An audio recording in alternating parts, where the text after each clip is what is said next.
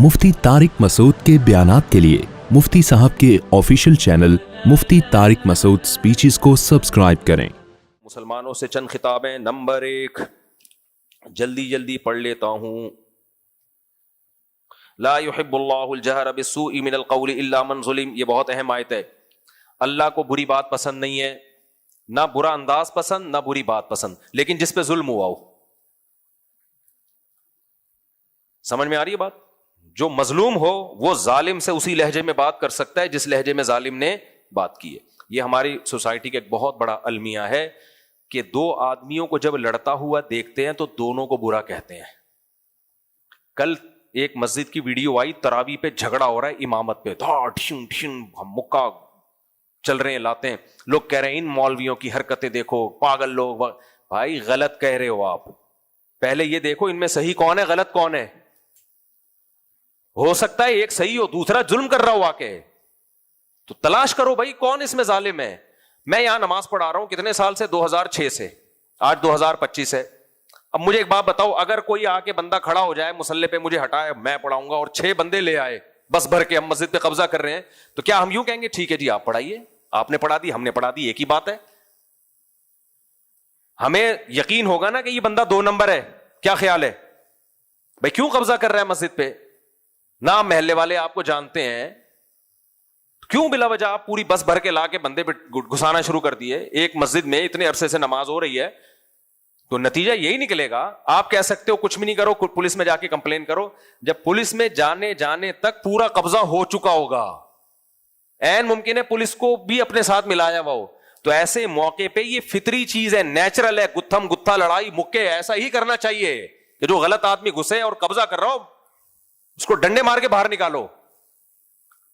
तो ऐसे मौके पे फिर लोगों का तबसरा, ये देखो मस्जिद में, ये देखो। भाई आप ये देखो इनमें सही कौन है और गलत कौन है। यकीनन मस्जिद में मुक्के चलाना अच्छा काम नहीं है, लेकिन कुरान कह रहा है इल्ला मन ज़ुलिम। अल्लाह बुरी बात को पसंद नहीं करता, ना बुरे अल्फाज को, ना गुत्थम गुत्था, ना मुक्केबाजी, ये सब चीजें गलत हैं। लेकिन जो रिएक्शन में करेगा, तो रिएक्शन की इजाजत है मेरे भाई। रिएक्शन की क्या है? इजाजत है। ऐसे दुनिया में कोई आज मजहबी स्कॉलर बाज दफा अखलाकियात की ऐसी तालीम देते हैं जो प्रैक्टिकल लाइफ में मुमकिन ही नहीं है। कोई आपका पजामा उतार के चले जाए, अब मिसाल समझ में आएगी। आप ज्यादा पहले तो यूं करके खींचोगे ना ऊपर, गुस्सा आएगा कि नहीं आएगा आपको? फिर दोबारा उतारे तो आप क्या कहोगे? नहीं देखें, मैं एक्सक्यूज मी, अब उठा के चमाट मारोगे आप उसको।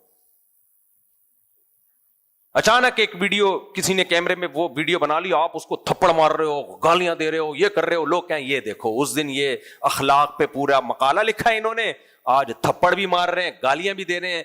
भाई ये गालियां किस बात में दे रहा है, किसके जवाब में गालियां दे रहा है? ये तो देखो, रोने भी ना दे, वो तुम्हारा पजामा उतार रहा है और तुम्हें गुस्सा भी ना आए, ये तो बेगैरती हो गई ना फिर।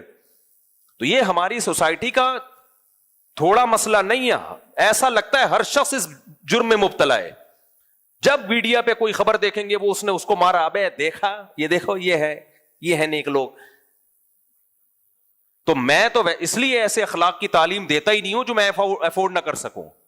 मैं तो बता देता हूं, मैं तो घर में भी बताया हुआ, देखो बहुत अच्छे अखलाक से मैं घर में रहना चाहता हूं, एक लिमिट है बर्दाश्त की। घर में भी हमने ऐसे धमकी दी हुई है। कोई घर चलता ही नहीं है लामहदूद खुश अखलाक, कुछ भी कर लो, हम बस हम थैंक यू ही कहेंगे, हम हंसेंगे, हम कहेंगे कोई बात। ऐसा नहीं होता। दुनिया बेच के खा जाएगी आपको, दुनिया बेच के खा जाएगी। बच्चे आपके बाप बन जाएंगे थोड़े दिनों में। आजकल मोटिवेशनल स्पीकर को मैं देख रहा हूं, देखिए बच्चा जब घर में कुछ चीखता है ना, चीखता, तो इससे बच्चों का ना एक वो हार्मोन रिलीज होता है। जब कोई चीखता है बच्चों का एक हार्मोन रिलीज होता है, उससे बच्चा में ये होता है। फिर वैसे गाड़ी गाड़ी इस्तिलाहात। यार वो अखलाक सिखाओ जो अफोर्ड कर सको। बिल्कुल ही घर में जरा, वैसे तो चीखने का घर में माहौल नहीं होना चाहिए। ये गैर खानदानी लोगों के यहाँ हा हू हर वक्त चीखो पुकार लगी होती है। खानदानी लोग हमेशा आराम से बात करते हैं और तमीज से ही चलते हैं। लेकिन अगर कोई मातहत आपका लिमिट क्रॉस कर रहा है बार बार, तो फिर भाई थप्पड़ भी बनता है, फिर चीखना भी बनता है। फिर अगर उसको तंबी नहीं करते तो ये उस पर जुल्म कर रहे हो आप, फिर उसके साथ ज्यादती कर रहे हो, तो फिर ये उसके साथ ज्यादती हो जाएगी। तो हर चीज की एक लिमिट है। پھر بھی بچے کو سیلف رسپیکٹ نہیں، سیلف رسپیکٹ بہت زیادہ دے دی تو فرعون بن جائے گا، تکبر پیدا ہو جائے گا اس کے اندر. ہم کہتے ہیں بچے کی سیلف رسپیکٹ ہوتی ہے، یقیناً ہوتی ہے، لیکن بچے کو تواضع بھی تو سکھانی ہے. اتنا اس کو کر دیا کہ باپ ڈانٹ بھی نہ سکے، باپ نے ڈانٹا، بچہ باپ کو بد اخلاق سمجھ رہا ہے، اس کا مطلب بچے میں فرعونیت پیدا ہو رہی ہے، یہ باپ بن جائے گا تھوڑے دنوں میں. تو اخلاق اصل ہے، لیکن ہر چیز کی ایک لمٹ ہے، اس لمٹ کو کسی کو بھی کراس نہیں کرنے دینا چاہیے. اور دنیا کی کوئی حکومت اس غیر معمولی اخلاق پہ چلتی نہیں ہے. ہر حکومت نے پولیس بھی رکھی ہوئی ہے، جیل بھی رکھے ہوئے ہیں، سخت سخت سزائیں بھی رکھی ہوئی ہیں. بھائی کیوں نہیں کر لیتے؟ جاپانی تو اتنے پولائٹ ہوتے ہیں، اتنے اچھے ہوتے ہیں، چور کو پکڑو تو چنگ پانگ کر کے اس کو سمجھاؤ اور اس کو ہدیے دو، گفٹ دو تاکہ وہ چوری چھوڑ دے. بھائی جاپان میں بھی جیلیں ہیں، ملیشیا میں بھی جیلیں ہیں، امریکہ میں بھی جیلیں ہیں. وہ کہتے ہیں بھائی یہ ہم نے آپ کو بتا دیا، کتنے بڑے بڑے جرمانے لگتے ہیں دبئی میں، آپ سگنل توڑ دیتے ہو، سزائیں ملتی ہیں. تو گھر بھی ایک ریاست ہے، مسجد بھی ایک چھوٹی سی ریاست ہے. تو یہ نہیں ہوتا کہ کوئی شخص حد سے تجاوز کرتا چلا جا رہا ہے اور ہم کہیں کہ نہیں ہم نے تو اونچی آواز سے بات ہی نہیں کرنی ہے. تو حضرت مولانا اشرف علی تھانوی نے بڑی پیاری بات لکھی ہے کہ جب بھی دو بندے لڑ رہے ہوں دونوں کو جا کے چماٹ نہیں لگایا کرو اور دونوں کو برا بلا مت کہا کرو، بلکہ یہ دیکھو کہ ان میں صحیح کون ہے اور ان میں غلط کون ہے، تو پھر فیصلہ کرو. ہم لوگ، ہماری ایک عادت ہے جہاں پھڈا ہو رہا ہے دونوں کو غلط. تو اسی میں یہ آج کل جو نئے نئے مذہبی اسکالر آ رہے ہیں اور یہ کہہ رہے ہیں کہ وہ اس سے لڑ رہے ہیں، وہ مولوی اس کو کہتا ہے کافر، وہ کہتا ہے یہ کافر، وہ اس فرقے کو برا کہتا ہے، وہ اس فرقے کو برا کہتا ہے، لہٰذا یہ سارے غلط ہیں. یہ بھی بے وقوفانہ باتیں ہیں. اگر اس دلیل سے سارے غلط ہیں تو پھر تو آپ بھی غلط ہو، کیونکہ آپ ان سب کو برا کہہ رہے ہو، یہ سب مل کے آپ کو برا کہہ رہے ہیں. وہی والی مثال ہو گئی نا جو اس دن میں نے دی تھی. میں کہوں عبدالاحد بھائی نے میرے 1 کروڑ روپے لیے مجھ سے، میں نے کورٹ میں ان کے خلاف کیس کیا کہ عبدالاحد بھائی نے میرے 1 کروڑ روپے لیے. کورٹ نے ان کو بلایا، انہوں نے کہا نہیں میں نے نہیں لیے، مفتی صاحب نے مجھ سے 1 کروڑ روپے لے کے کھا گئے ہیں. کورٹ کا ہے تو اس کو برا کہہ رہا ہے، وہ تجھے برا کہہ رہا ہے، تو ان کو چور کہہ رہا ہے، وہ تمہیں چور کہہ رہا ہے، تم دونوں ہی چور ہو، جاؤ یہاں سے. تو یہ کوئی عقل مندی کا کام ہوگا؟ بھائی آپ جج بن کے فیصلہ کرو کس کا الزام صحیح ہے اور کس کا الزام غلط ہے. آپ جج کس بات کے ہو؟ یا پھر جج بنو ہی نہیں. اب جج نے کیا کیا؟ دونوں کو بول دیا کہ یہ عبدالوہد مفتی صاحب کو چور کہہ رہے ہیں، مفتی صاحب عبدالاحد کو چور کہہ رہے ہیں، تم دونوں چور ہو، دفعہ ہو یہاں سے. چوتھا آدمی آیا، اس نے کہا کہ عبدالاحد مفتی صاحب کو، مفتی صاحب عبدالاحد کو، اور جج ان دونوں کو، تم تینوں غلط ہو. پھر چوتھا آیا، اس نے کہا عبدالاحد مفتی صاحب کو چور کہہ رہا ہے، مفتی صاحب عبدالاحد کو چور کہہ رہے ہیں، اور جج ان دونوں کو چور کہہ رہا ہے، یہ تینوں بھی غلط، اور وہ جو چوتھا ان چاروں کو غلط کہہ رہا ہے، ان تینوں کو غلط کہہ رہا ہے، وہ بھی چور ہے. لہٰذا یہ تو اس دلیل سے تو پوری دنیا بالآخر چوری بن جائے گی، غلطی بن جائے گی. کبھی بھی جھگڑا نمٹانے کا یہ طریقہ نہیں ہوتا کہ ان کے بابوں نے ان کے بابوں کو برا کہا تو ان کے بابوں نے ان کے بابوں کو برا کہا، لہٰذا یہ دونوں ہی برے ہیں، یہ ایک دوسرے کے پیچھے نمازیں نہیں پڑھتے، دونوں ہی برے ہیں. بھائی دیکھو ویلڈ ریزن کس کے پاس ہے کسی کے پیچھے نماز نہ پڑھنے کی. اگر کوئی اس بیس میں نماز نہیں پڑھ رہا کہ بھائی اس کا عقیدہ شرکیہ ہے تو یہ ویلڈ ریزن ہے. پھر یہ دیکھو عقیدہ شرکیہ ہے یا نہیں ہے. صرف اس بیس پہ کہ وہ اس کے پیچھے نماز نہیں پڑھتا، وہ اس کے پیچھے نماز، اس بیس پہ لوگ اپنے آپ کو نا براڈ مائنڈڈ ثابت کرنے کے لیے سب کے پیچھے نماز پڑھنا شروع کر دیتے ہیں. یہ بارش سے بھاگے پر نالے کے نیچے آ کے کھڑے ہو گئے. آپ اتنے براڈ مائنڈڈ بن گئے کہ اب امام کے بارے میں یہ بھی بحث چھوڑ دی آپ نے کہ توحید کے عقیدے پہ ہے یا نہیں ہے، شرک کر رہا ہے تو کیسے نماز ہو جائے گی میرے بھائی. تبھی میں لوگوں سے ایک بات بار بار کہتا ہوں کہ بھائی مجھ سے یہ توقع نہ رکھنا کہ مفتی صاحب بہت اچھے اخلاق ہیں، اتنا بے وقوف میں نہیں ہوں کہ میں بہت زیادہ کوشش کرتا ہوں اچھے اخلاق رکھوں، لیکن ہر چیز کی ایک لمٹ میں رکھتا ہوں، ایک لمٹ رکھ. اس کی وجہ سے میں پھر روب رکھتا ہوں سامنے والے پر کہ بس لمٹ کو کراس کرنے کی ضرورت نہیں ہے. اور میرے گھر والوں سے بھی ابھی یہاں بیٹھ کے تو ہر آدمی بڑی بڑی باتیں کرتا ہے، لیکن بہرحال تو ایک ہے لمٹ. اس کے بعد پھر جو میں سمجھ رہے ہیں اکیلے میں پھر بتاؤں گا آپ کو، نہ بتاؤں گا تو پھر وہ الٹا ہو جاتا ہے بعض دفعہ، وہاں سے روب آنا شروع ہو جاتا ہے. اچھا خیر، تو جو ہے تو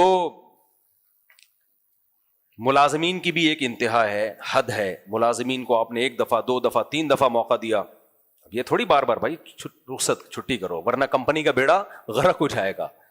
ساری جتنی ترقی اچھی کمپنیاں ہوتی ہیں وہ بھی امپلائز کو ایک حد تک مہلت دیتی ہیں، اس کے بعد کہتی ہیں بھائی یہ تیرے ماموں کا گھر نہیں ہے, ہماری کمپنی کا بیڑا غرق ہو رہا ہے. ہر جگہ یہی اصول ہے, تو اسلام کا بھی یہی اصول ہے. دیکھو نبی صلی اللہ علیہ وسلم نے ایک شخص کو, صحابی نہیں سوری, ایک غیر مسلم کو پکڑا جاسوسی کرتے ہوئے.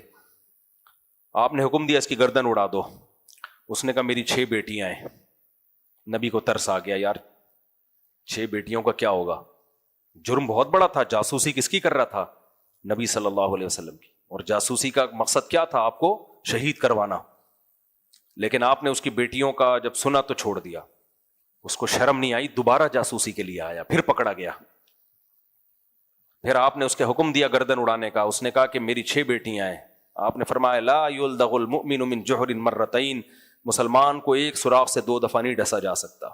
یعنی اب بھی ہم اگر چھوڑ دیں تو اس کا مطلب کیا ہوا کہ ہمیں تیرا خیال ہے, اپنا خیال نہیں ہے, اپنے ساتھیوں کا خیال نہیں ہے.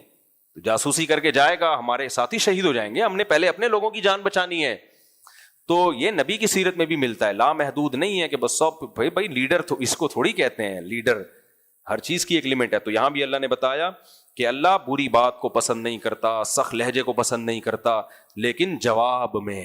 کس میں؟ جواب میں, تاکہ لوگ تمہیں کھا نہ جائیں. تو اسی وجہ سے اللہ نے ہمیں غصہ بھی دیا.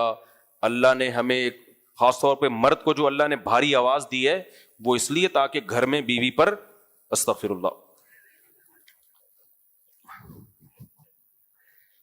خواتین کہتی ہیں نا یہ تو ہمارے جیسا ہے, تو اللہ نے اس کو آواز بھاری کیوں دی ہے؟ اس لیے تو دی ہے تو تھوڑا سا یہ تم پہ روب رکھے, آپ ماتحت ہو کے چلیں. اور یہ اس لیے بھی کہ ہر چیز دلیل سے نہیں سمجھائے گا. یہ خواتین کہتی ہیں ایکچولی دلائل سے سمجھاؤ. بھائی دلائل سے سمجھانا ہوتا تو پھر اللہ نے مرد کو بھاری آواز کیوں دی ہوتی؟